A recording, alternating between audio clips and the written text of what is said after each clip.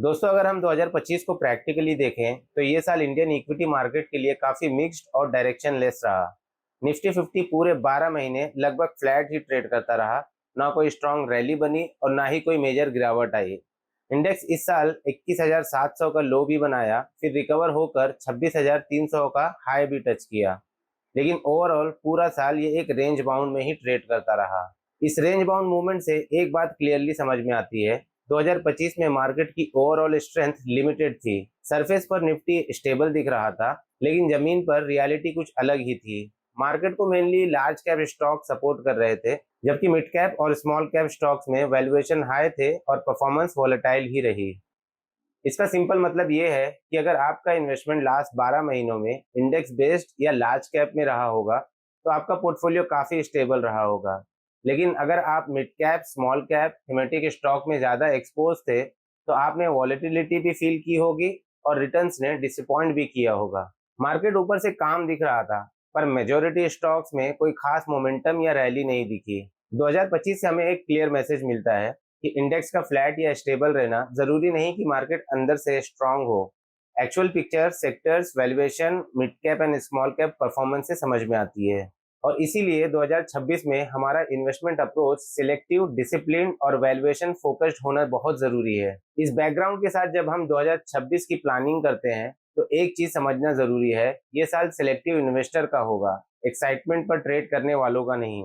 RBI का rate cut expectation, government के capex cycle का पीक फेज में जाना और mid and small cap valuation का अभी भी 35-40% प्रीमियम पर रहना, इन सब का कंबाइंड इम्पैक्ट ये होगा कि ग्रोथ मिलेगी, पर सिर्फ डिसिप्लिन और डाइवर्सिफाइड इन्वेस्टर्स को। इसलिए 2026 के लिए एक स्ट्रक्चर पोर्टफोलियो का होना बहुत जरूरी है, जिसमें आपके असेट बैलेंस्ड एंड डाइवर्सिफाइड हो। जैसे 50% in equity, 20% in debt, 20% in gold and silver और बाकी 10% इन कैश। ये मिक्स आपको ग्रोथ भी देता है, वोलेटिलिटी को कंट्रोल भी करता है और मार्केट करेक्शन पे या डिप्स में अपॉर्चुनिटी भी प्रोवाइड करता है। इक्विटी एलोकेशन बढ़ाना हमेशा अट्रैक्टिव लगता है, लेकिन जब मार्केट वैल्यूएशन ऑलरेडी हाई हो तब एग्रेसिवली इक्विटी में इन्वेस्ट करना पोर्टफोलियो के रिस्क को जरूरत से ज्यादा बढ़ा देता है। इक्विटी के अंदर भी सबसे पहले लार्ज कैप की बात करते हैं।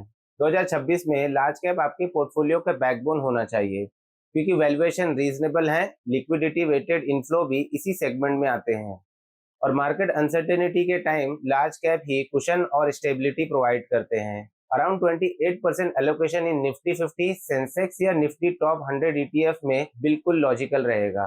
इन फंड्स का सिंपल है, पोर्टफोलियो को स्ट्रेंथ और स्टेबिलिटी प्रोवाइड करना। मिड कैप में अपॉर्चुनिटी स्ट्रांग है, बट यहाँ डिसिप्लिन और टाइमिंग सबसे बड़ा फैक्टर होता है। 2023-24 की रैली के बाद वैल्यूएशन काफी हाई है, इसीलिए 6 से 9 महीने में स्टैगर्ड एसआईपी, एसटीपी एंट्री ही सेफ रहेगी। मिड कैप में अराउंड 20% एलोकेशन ठीक रहेगा, लेकिन लमसम बिल्कुल नहीं। एक खराब क्वार्टर में हेवी फॉल आपके रिटर्न को इंस्टेंटली 10 से 15% तक पुल बैक कर सकते हैं। स्मॉल कैप में और भी ज्यादा कुशन और सुपरविजन की जरूरत होगी। ये सेगमेंट ऑलरेडी ओवरहीटेड है और करेक्शन ऑलमोस्ट गारंटीड है। इसलिए स्मॉल कैप एलोकेशन 10% तक ही ठीक रहेगा, वो भी प्योर एसआईपी के through. Excitement based entry small cap में हमेशा लॉस का फॉर्मूला होती है। 2026 में रिटर्न्स उन्हीं सेक्टर से आएंगे जहां government spending, policy direction, global demand और स्ट्रक्चरल ग्रोथ एक साथ अलाइन हो रहे हैं। इस टाइम फ्रेम में सबसे clear visibility renewable energy, infrastructure और डिफेंस जैसे सेगमेंट में दिख रही है, क्योंकि रेल कैपेक्स, डिफेंस ऑर्डर और पीएसयू रिफॉर्म एग्जीक्यूशन फेज में एंटर कर रहे हैं। इन एरियाज में ग्रोथ का मोमेंटम स्ट्रांग है, इसलिए पोर्टफोलियो का लगभग 10 to 12% यहाँ एलोकेट करना प्रैक्टिकल अप्रोच रहेगा। बैंकिंग एंड फाइनेंशियल भी 2026 में एक इम्पोर्टेंट रोल प्ले कर सकते हैं। क्रेडिट ग्रोथ 14 से 16% रहने की एक्सपेक्टेशन है और एनपीए लेवल्स हिस्टोरिकली लो रहना और इंटरेस्ट रेट कट का पॉजिटिव इम्पैक्ट, इन सब फैक्टर्स की वजह से फाइनेंशियल सेक्टर का स्टेबल कंपाउंडिंग अपॉर्चुनिटी बन सकता है। इस कैटेगरी में अराउंड 10% एलोकेशन पोर्टफोलियो को बैलेंस प्रोवाइड करता है। मैन्युफैक्चरिंग और कैपिटल गुड्स में भी स्ट्रांग मोमेंटम का आउटलुक है। Mainly make in India push, PLI scheme और इंडस्ट्रियल कैपेक्स साइकिल के एक्सपेंशन की वजह से ये सेक्टर मिड टर्म ग्रोथ के लिए काफी अट्रैक्टिव लगता है। आईटी और ब्रॉडर डिजिटल ट्रांसफॉर्मेशन भी कमबैक फेज में दिख रहे हैं। ग्लोबल डिमांड इंप्रूव हो रही है, मार्जिन स्टेबल हो रहे हैं और वैल्यूएशन 2025 के कंसोलिडेशन के बाद से रीजनेबल जोन में आ चुके हैं। लार्ज कैप आईटी में 6 से 8% allocation low volatility growth offer कर सकते हैं। Pharma and health care continues to serve as a defensive stable growth segment. Regulatory approvals, domestic demand और सेक्टर की डिफेंसिव नेचर की वजह से 5% एक्सपोजर यहाँ एक सेंसिबल कुशन प्रोवाइड करता है, स्पेशली अनसर्टेन मार्केट पीरियड्स में। एंट्री स्ट्रेटेजी यहाँ सबसे क्रिटिकल पार्ट बन जाती है और 2026 में इसको सही तरह फॉलो करना बहुत जरूरी होगा। लार्ज कैप स्टॉक्स और इंडेक्स फंड रिलेटिवली स्टेबल होते हैं, इसलिए इनमें लमसम इन्वेस्टमेंट कंफर्टेबली किया जा सकता है। मिड कैप का बिहेवियर अलग होता है, ये ग्रोथ तो देते हैं लेकिन वॉलेटिलिटी भी हाई रहती है, इसलिए मिड कैप एक्सपोजर को हमेशा 6 से 9 महीने में एसआईपी या एसटीपी के थ्रू बिल्ड करना चाहिए। स्मॉल कैप सबसे अनप्रेडिक्टेबल सेगमेंट होते हैं, जहां टाइमिंग मिस्टेक सबसे महंगी पड़ती है, इसलिए स्मॉल कैप्स में सिर्फ डिसिप्लिन्ड एसआईपी रूट ही प्रैक्टिकल और रिस्क मैनेज स्ट्रेटेजी माना जाता है। 2026 में स्टैगर्ड एंट्री इसलिए इंपॉर्टेंट है क्योंकि uncertain global flows, election, inflation numbers और वैल्यूएशन एडजस्टमेंट इस सेगमेंट में करेक्शन क्रिएट कर सकते हैं।